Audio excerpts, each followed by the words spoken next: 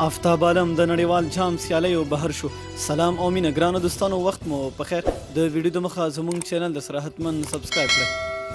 د افغان کرکټ ملي لوبډلې چټک توپ اچوونکی آفتاب عالم د روان نړیوال جام سیالیو څخه بهر کړی شو او پر ځای یې سید شیرزاد د ملي لوبډلې سره یوځای کیږي.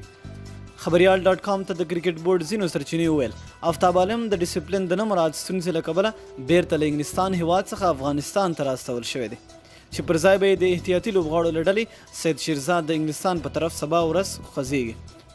په انګلستان کې د ملي لوبډلې سره مل منیجر نوید سایم کاکړ خبریال ډاټ کام ته وویل ډیسپلین یوه مهمه مسله ده او که هر لوبغاړی خلاف پرې ورځي هغه ته به حتمي جزا ورکول کیږي. د نوید سایم پر وینا آفتاب عالم ښه کرکټر دی، خو د ډیسپلین د نه مراعاتولو له کبله د کرکټ له نړیوال جام سیالیو څخه فارغ کړی شو او پر ځای به یې سید شیرزاد د ملي لوبډلې سره یوځای شي. آفتاب عالم له پیل څخه تر پایه د ملي لوبډلې سره په نړیوال جام کې مل و، خو د یادې ستونزې له کبله نوموړي بیرته هیواد ته رالېږل شوی دی.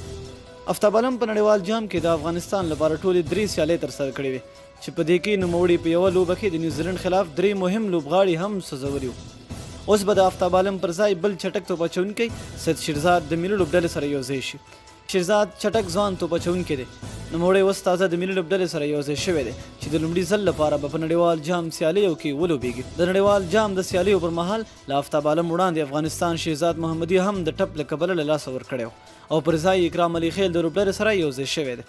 د یادونې وړ ده افغانستان خپلې لومړنۍ 7 واړه لوبې بایللې دي او یوازې له پاکستان او ویسټ انډیز سره یوه سیالۍ لري، له هغې وروسته به بیرته کور ته راستنیږي.